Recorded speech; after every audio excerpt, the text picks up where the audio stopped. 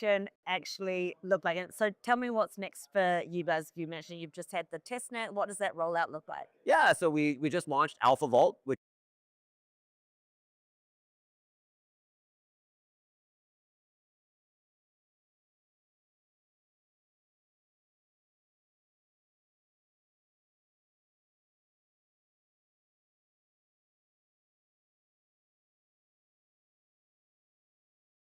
is a first agent curated vault. It's focusing on ETH, right? So we have an allocator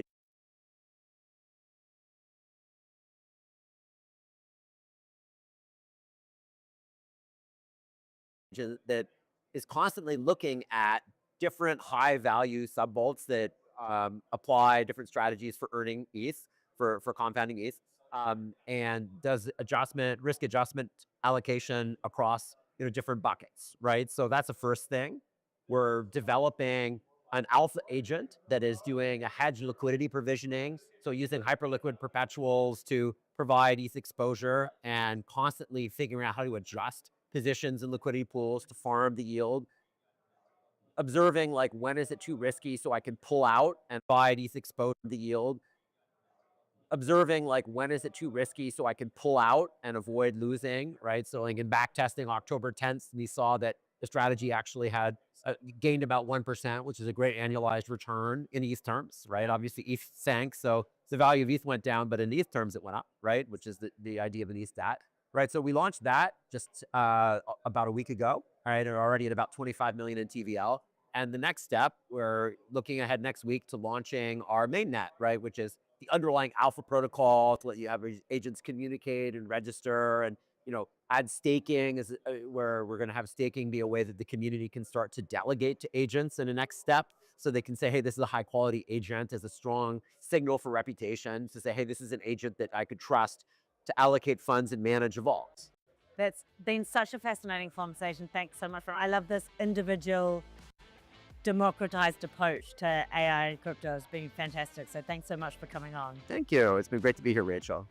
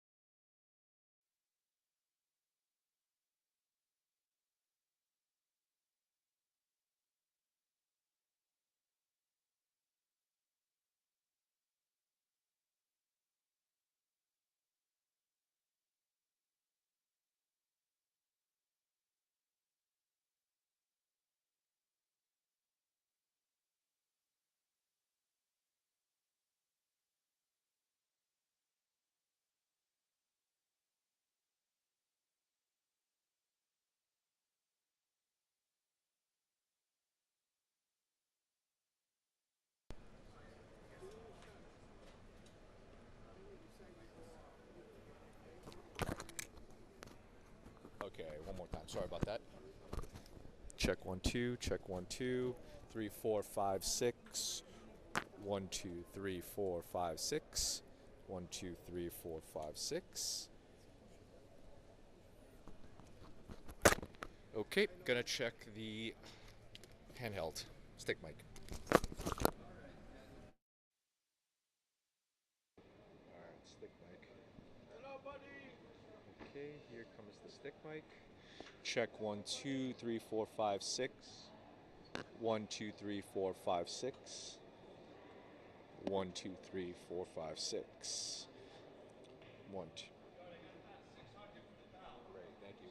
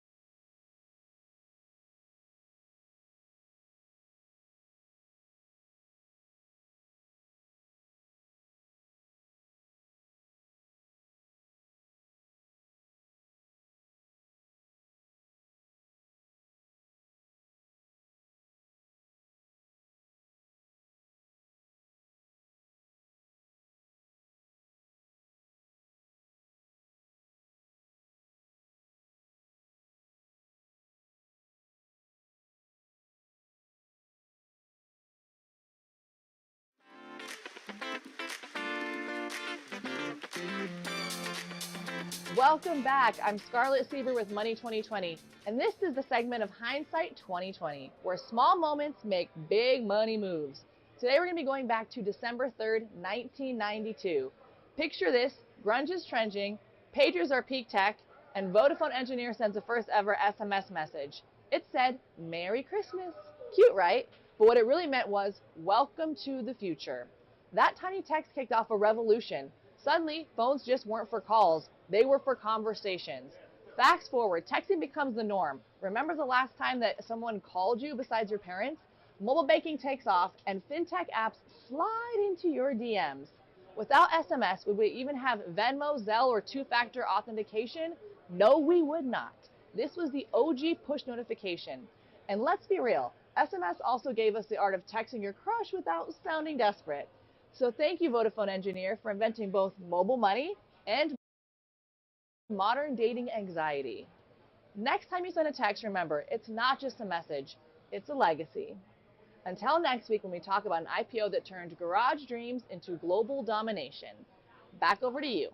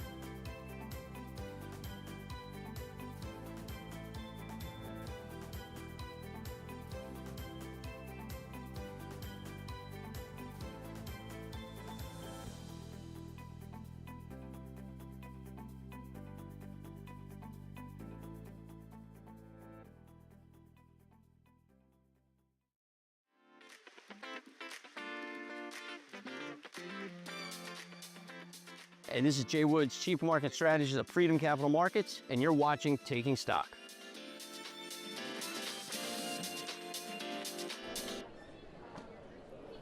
Two minutes to go into the closing for the third consecutive session here on Wall Street. The major market indexes will finish in positive territory, this coming after those 4 consecutive sessions of profit taking. Not quite at all-time highs for the major market indexes, but pretty close here on the first day of this shortened holiday trading week here on Wall Street. Financials, industrials, and discretionary, those are your strongest performing sectors in the S&P 500 today, with losses to the downside being led by staples, utilities, and real estate. That and so much more sets the stage for the show, and welcome to it. You're watching Taking Stock. I'm your host, JD Durkin, just moments away from the ringing of the iconic closing bell, my friends, here at the big board, the New York Stock Exchange. Today, the team from Global X ETF set to do the honors. They will ring the bell and will also be on the broadcast, as will the truly great Einstein of Wall Street, the one and only Peter Tuchman, your favorite guest we have on the show. He joins us right after the bell on deck to get his take on today's price action, advances to declines, overall breadth, and so much more.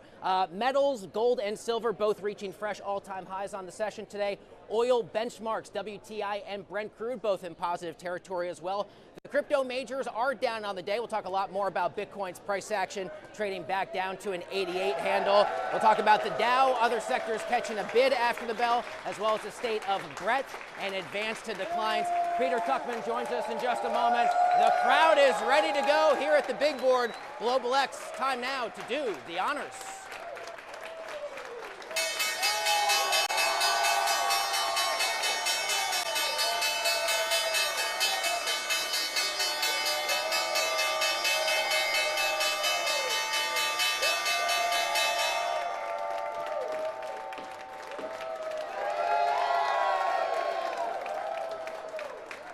I gotta say, swinging that gavel is the coolest looking thing down here. It looks like so much fun. Final tail of the tape for this Monday, December 22nd. The S&P 500 will finish up 0.6%. The Dow 30 up, let's call it 0.5%. The NYSE Composite Index, a strong showing, up 0.8. And the small caps in on the action. The Russell 2000 up 1.2%. Also catching a bid on the day, the airline stocks, the big financials and bank stocks having a strong day, led by Citigroup. Oil and energy stocks, and the fintech giants, led by Affirm, up 3% on the day. Advance to declines on this Monday here on Wall Street, showing us strong positive breadth overall across the tape. Nearly 2 advancers for every 1 decliner. More than 140 NYSE listed names reaching a fresh 52-week high here today on this trading Monday. Let's say hello to the man himself, the institution inside the institution, the one and only Peter Tuchman of TradeMoss here at the NYSE. Thanks for being here as always. Always a pleasure. It's a short holiday week. Yeah. We don't have a lot of earnings. We don't have a lot of data. We don't have a lot of volume overall, but what are you seeing on a day like today? But you just described it. I mean, it's a spectacular day. With all of that lacking, right, which would normally be the catalyst to make the market go up or down on its own. You know, the market sort of is kind of, I don't think it's been trying to find its footing, but it's been trying to find what's going to be the next catalyst. And it almost didn't need anything. You know, it just sort of, it was like fresh money coming into the market, gold and silver hitting record highs. That was spectacular. That kind of, you know, even though that normally is a hedge against the market, usually it goes up when these things go down. It's just like everybody's just sort of buying. The confidence is back. We do have those entries. You know, we are in the midst of an interest rate cutting cycle.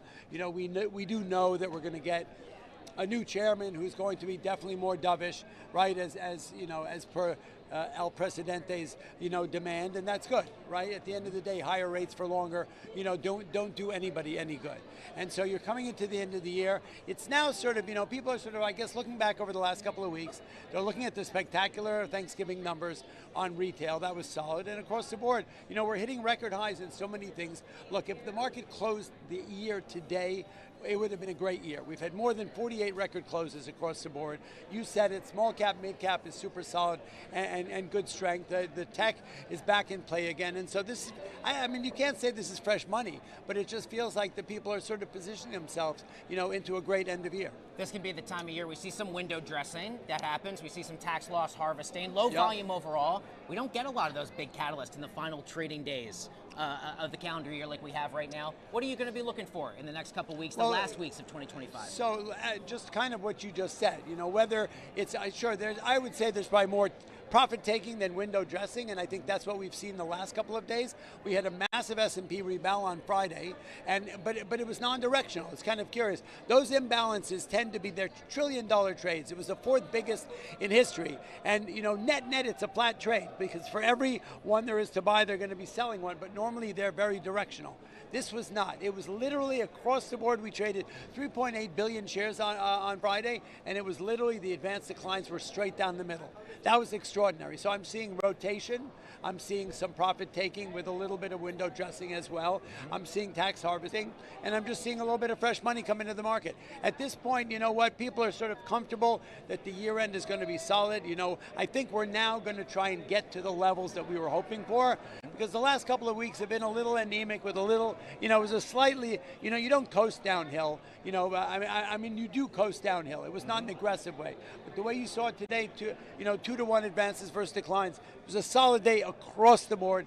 Nothing but green on the screen. I got less than a minute left. Santa Claus coming to town, maybe. Final 5 trading days of the year, first 2 of the new year. That kicks off Christmas Eve. What do you think? I completely. I'm a big fan of Santa. I know Santa. You do know I've known Santa. him for 35 years, and he did give me a little wink in my ear that he is coming to town. Look, I printed up my S&P 7,000 hats and my Dow 50,000 hats. Whether we get there or not, I would love to see that happen.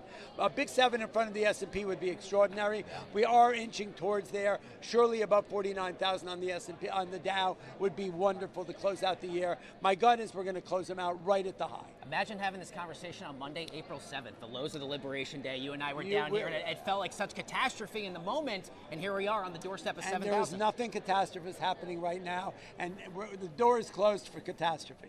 Thank coming goodness. into the end of the year. Thank Although goodness we for are that. a tweet away from Crazy Town, remember that. That's true. So you never know. A post on social media could rapidly change the narrative just as quickly. It surely can, but I think we're confident now that the runway is clear, and I think we're off to the races. Peter Tuchman of Trade Moss, the institution inside the great New York Stock Exchange institution. My man, thank you for being here as always. What a pleasure to have you. Boom. Josh will grab your microphone. Yes, Jeff, sir. you and I are going to head Thanks, this way and go for a walk. Look at this, right down Broadway. The path is clear for me here on the broadcast. We'll now bring you the latest event contracts for a closely watched contract over on Polymarket, as Polymarket participants are trying to figure out what will be, I love this one, the #1 song streaming on Spotify this Christmas week. 1% chance on Polymarket. It is Brenda Lee's Rockin' Around the Christmas Tree, a Home Alone classic. 34% chance it is Mariah Carey, All I Want for Christmas. Feels low to me, but participants are really bullish on Wham's Last Christmas, 67%. Kind of a depressing song, with all due respect, in my personal opinion. The market will resolve based on Spotify's weekly info, which gets released on Friday, and we will see what happens.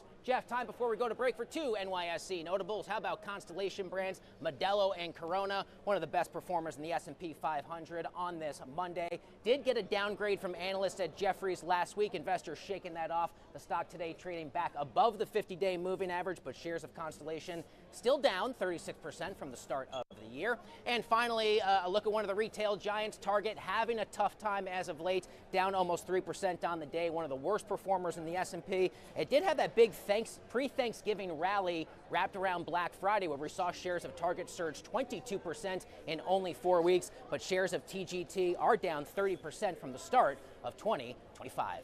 FinTech TV's very own Rachel Pether sat down with Ron Botkin. Ron is the CEO and co-founder of Theric Labs at Solana Breakpoint in Abu Dhabi. Take a look.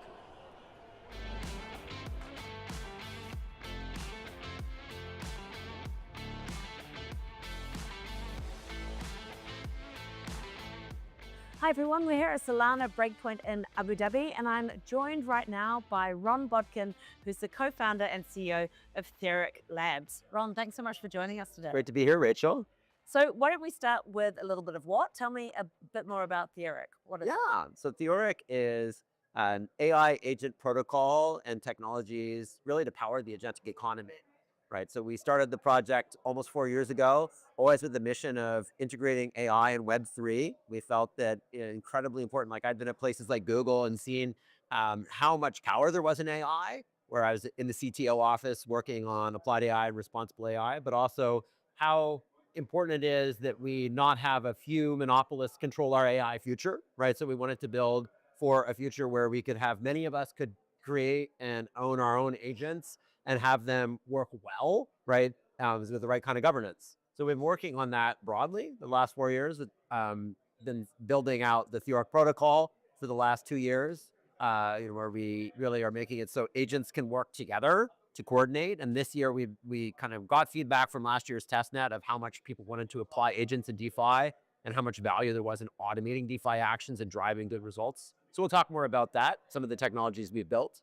Yeah. And so, because people have been saying, oh, this convergence of DeFi and AI, it's going to be a absolute game changer. Where do you think we are sort of in that cycle? Like you mentioned just with the testnet, like, are we just starting to see what some of the benefits could be? Yeah, I mean, I think, a really good way of looking at it is there's been benchmarking from organizations like Meter that show what kind of tasks agents can achieve, right? And so, just each year, we're seeing the power of AI agents, the kind of tasks they can achieve, go up about 4 times, right? So, like, it takes what a human could do in a minute at the start of the year is now almost 5 minutes, right? And so that's really getting a lot more powerful. And so what we're seeing is the level of automation and sophistication you can achieve in DeFi is really hitting that inflection point where it's starting to be useful for more and more sophisticated tasks, right? So like doing things like risk analytics, being able to automate playbooks, being able to evaluate and make real-time decisions, influence the right kind of risk parameters for trading protocols, right? These are the kinds of things that we're seeing AI agents working at really well. Now, we think it's important, though, that in that you still have security with guardrails, right? So putting agents in vaults, not just like turning them loose. Defense in depth, don't share secrets with agents that someone could jailbreak. And also, really good risk management, including benchmarking and evaluation to make sure that what your agent is doing is going to perform well as best you can, rather than, a lot of people are saying, hey, like, YOLO, I'm just going to prompt my favorite chat bot and have it tell me what to do. And, that might work for you, but there's a lot of risk. Yeah. And so what does that integration actually look like? And so tell me what's next for you guys. You mentioned you've just had the testnet. What does that rollout look like? Yeah, so we just launched Alpha Vault, which is a first agent-curated vault. It's focusing on ETH, right? So we have an allocator agent that is constantly looking at different high-value sub-vaults that apply different strategies for earning ETH, for compounding ETH, and does risk adjustment allocation across different buckets, right? So that's the first thing. We're developing an alpha agent that is doing a hedge liquidity provisioning. So using hyperliquid perpetuals to provide ETH exposure and constantly figuring out how to adjust positions in liquidity pools to farm the yield. Observing like, when is it too risky so I can pull out and avoid losing, right? So like in back testing October 10th, we saw that the strategy actually had gained about 1%, which is a great annualized return in ETH terms, right? Obviously, ETH sank, so the value of ETH went down, but in ETH terms, it went up, right? Which is the idea of an ETH stat, right? So we launched that just about a week ago, all right? We're already at about 25 million in TVL. And the next step, we're looking ahead next week to launching our mainnet, right? Which is the underlying alpha protocol to let you have agents communicate and register, and add staking is where we're going to have staking be a way that the community can start to delegate to agents in the next step. So they can say, hey, this is a high quality agent, as a strong signal for reputation to say, hey, this is an agent that I could trust to allocate funds and manage a vault. That's been such a fascinating conversation. Thanks so much. I love this individual democratized approach to AI and crypto. It's been fantastic. So thanks so much for coming on. Thank you. It's been great to be here, Rachel.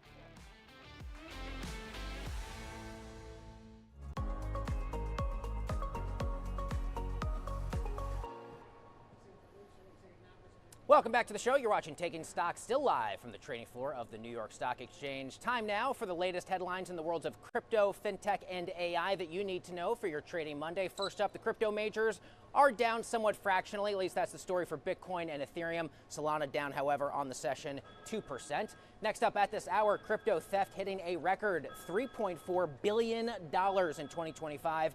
Chainalysis saying North Korea-linked hackers have been responsible for more than half of those losses, underscoring a sharp rise in the scale of attacks this year. And finally, White House crypto czar David Sacks saying the Clarity Act at long last is close to passing, at least according to him. This will give the CFTC more authority over digital assets and put new chairman Mike Selig at the center of U.S. crypto policy. Scott Helfstein joins the show now, just rang the closing bell here at the New York Stock Exchange. He is the head of investment strategy at Global X ETFs. Huge fan of your basket of ETF products and the whole team at Global X. Thanks for being here. Thanks for having us, JD. Of course, first, what was it like for you and the team to ring the closing bell after such an incredible year for the general conversation and evolving narrative of ETFs? We had a great time up there. It's been a great year for us. We crossed 75 billion. We're here to celebrate Shield, which is our defense tech fund, which is up over 70% this year, and it's one of the fastest thematic funds to go to above $4 billion in the course of less than 2 years. So I'd imagine that you largely launch a fund, a product like that because of investor appetite. How important is it to take in real time the feedback you're seeing from investors who say, hey, maybe you don't right now offer that particular tranche of products, but we want to see something like that on the ETF market? So it's a really interesting process, right? It starts sort of top down. Where do we think there are evergreen ideas? Extended growth for multiple years, but to your point, we work very closely with clients and we're constantly talking to people in the market about what those gaps are in their portfolio.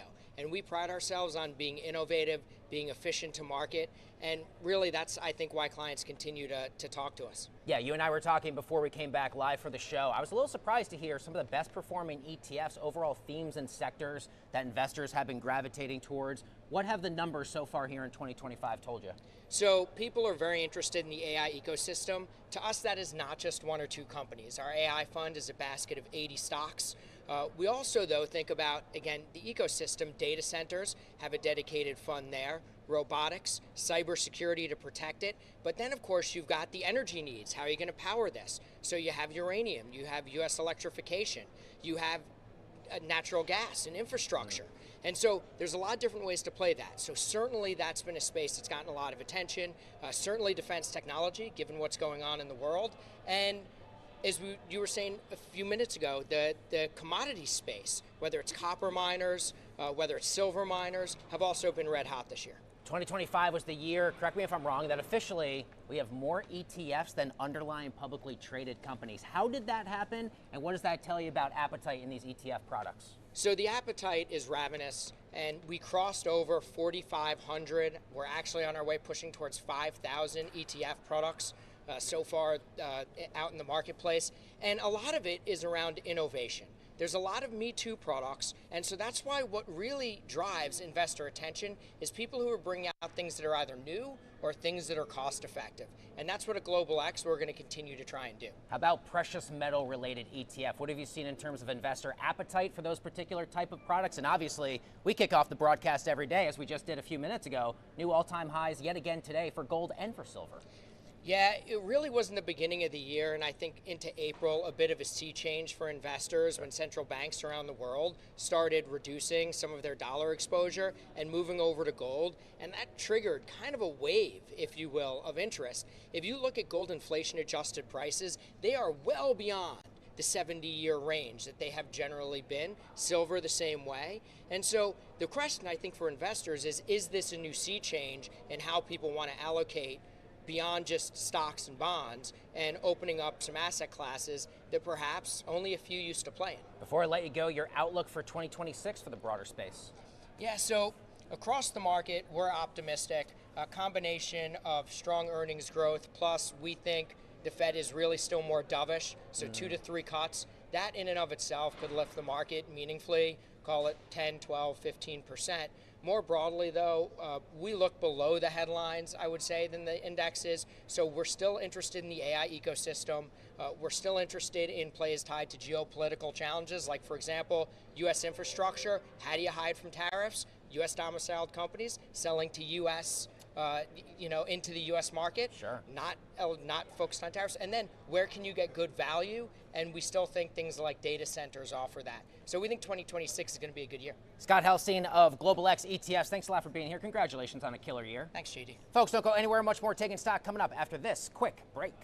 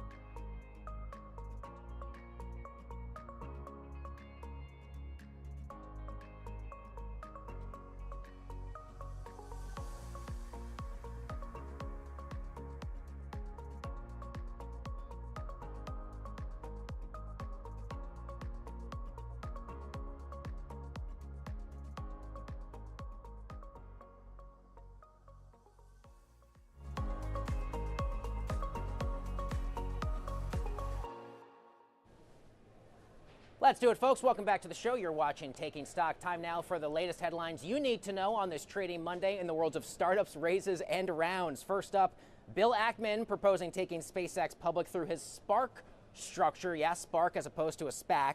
It's a move that would give Tesla shareholders priority access to the IPO and potentially raise tens of billions without a traditional listing. Next up, AI chipmaker Cerebras said to be preparing to file for a U.S. IPO as soon as this week. Yeah, this week during Christmas, targeting a listing next year after clearing regulatory hurdles that derailed the company's earlier plans to do so.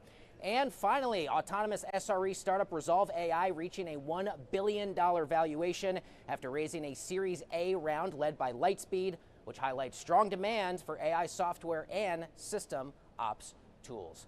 Anthony Georgiadis joins the broadcast now here from the trading floor of the New York Stock Exchange. Anthony is the founder and general partner at Innovating Capital. My man, thanks for being here. Yeah, thanks for having me. Great to have you here on a shortened holiday trading week on Wall Street. Talk to me about the current state of the overall investment cycle, narrative, and conversation, and what do you see as that space continues to evolve and emerge a little bit ahead of 2026? Definitely. Well, I mean, across asset classes, there's a lot going on. Take digital assets, for example. In 2025, we've seen probably the biggest deleveraging cycle so far in the space.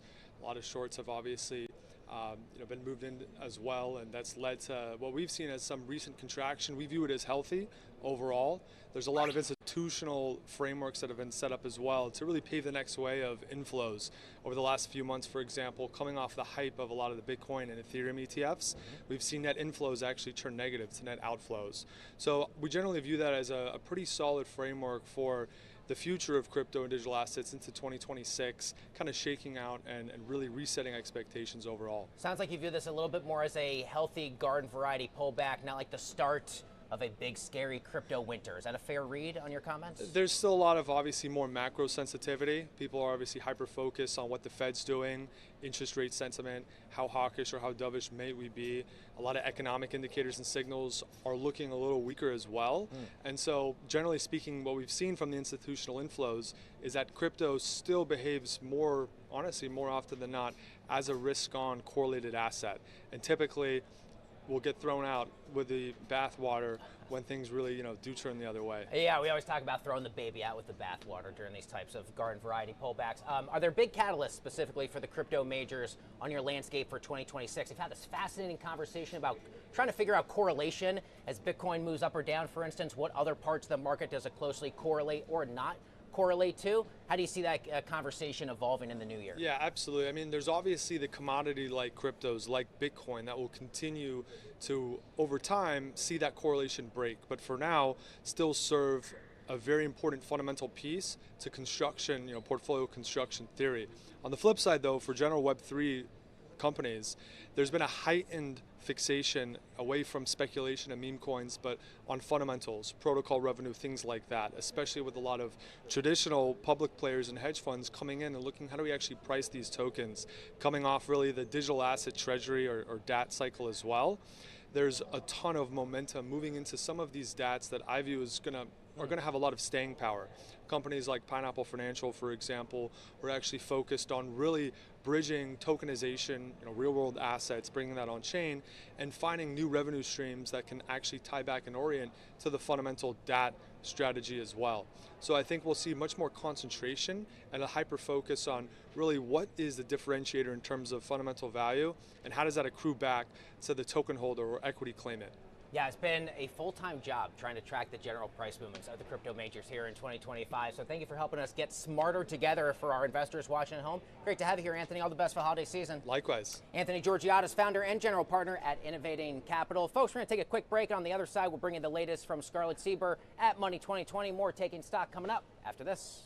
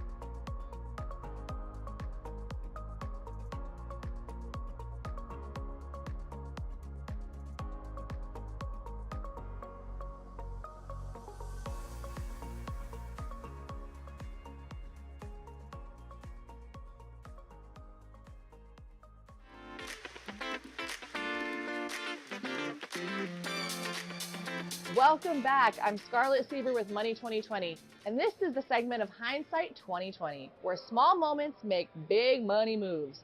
Today we're going to be going back to December 3rd, 1992. Picture this: grunge is trending, pagers are peak tech, and Vodafone engineer sends the first ever SMS message. It said, "Merry Christmas." Cute, right? But what it really meant was, "Welcome to the future." That tiny text kicked off a revolution. Suddenly, phones just weren't for calls, they were for conversations. Fast forward, texting becomes the norm. Remember the last time that someone called you besides your parents? Mobile banking takes off, and fintech apps slide into your DMs. Without SMS, would we even have Venmo, Zelle, or two-factor authentication? No, we would not. This was the OG push notification. And let's be real, SMS also gave us the art of texting your crush without sounding desperate. So thank you, Vodafone engineer, for inventing both mobile money and modern dating anxiety. Next time you send a text, remember, it's not just a message, it's a legacy. Until next week when we talk about an IPO that turned garage dreams into global domination. Back over to you. Got me here. Let's do it. Welcome back to the show with our remaining 34-ish seconds or so. Get you quickly caught up on what to expect here on Wall Street tomorrow. We do get a final reading on Q3 GDP. Could be a pretty crucial print of data for the Fed to take into consideration for late January's FOMC meeting. We'll also get the latest reading on durable goods. And for fans of the iconic sitcom Seinfeld, tomorrow is, yes, Festivus, the airing of grievances, which thankfully for me, I don't have any because I love my job. That's going to do it for today's edition of Taking Stock here at the New York Stock Exchange. Have a great night, and we will see you again tomorrow. Woo!